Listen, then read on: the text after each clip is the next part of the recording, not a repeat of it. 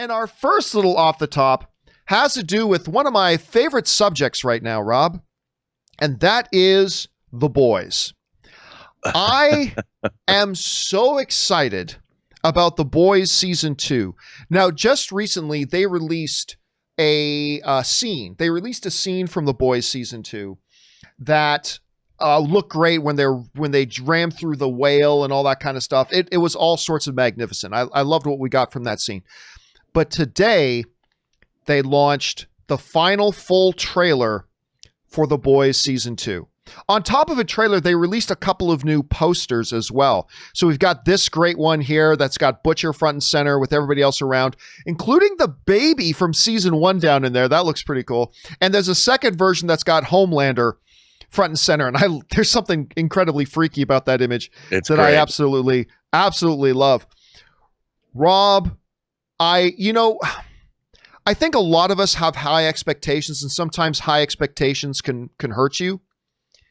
This trailer surpassed everything I could possibly hope for, and they gave us more of what's this season going to be about?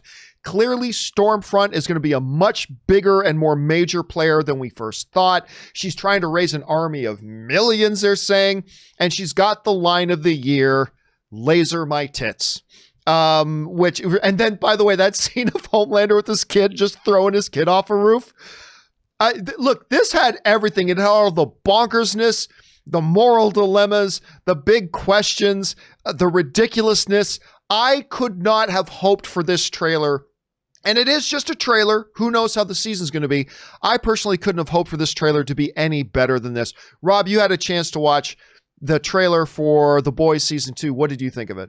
I don't think I've seen so many head explosions in 1 3-minute period of time since I don't remember when.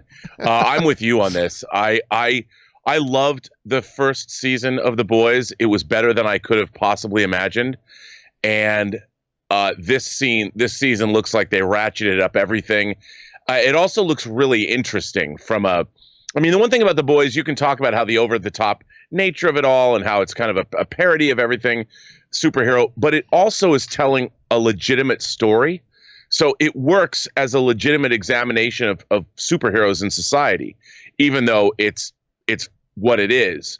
But this looks to take up the storytelling to make it even more compelling and more interesting, adding different layers. Believe it or not, I mean, there's very big questions of morality, of politics.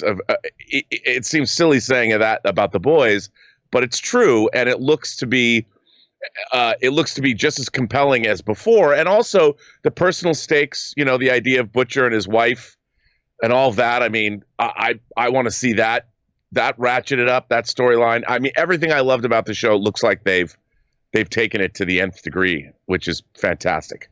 Rob, though, when you look at a show like the Season 1 and you look at how far and how bonkers they went with Season 1, like I remember you and I were talking about it shortly after both you and I watched it for the first time. And we were talking about, we can't believe they did this and we can't believe they did that. And how much further can they go? Like, how much more is there? How much further can this envelope be pushed? And do you think we're going to get even more bonkers than we did Season 1 in this?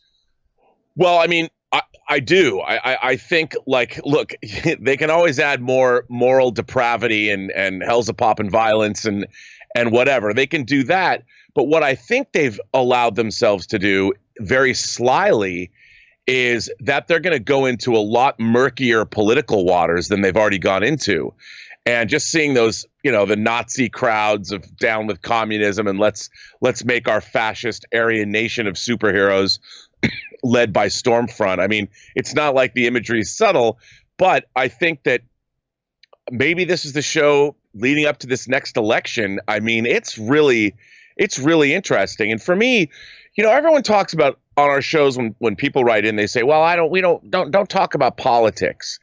But speculative fiction, whether it's science fiction, fantasy, even horror, there's the place where you can deal with political issues, and it's in an environment where everybody will accept it because, it's The Boys. So they can examine, for as much fun as we have with the superhero tropes being subverted, it's also a really smart show. I mean, it deals with with commercialism, corporate power and malfeasance and greed. Now it looks like it's going to be more directly political. So there's a lot going on in this show. And I think that's what makes it so good, is that it has so many layers to it. Like, you can enjoy Homelander just laser heat visioning people's heads off, or if that's what you want to watch, it's fun. You can see the action. They let a commercial plane go down and everyone dies. That's cool. But there's something here in this show. This show has a lot to say. And I think that's why the show is so great, is because it has as much meat with its potatoes.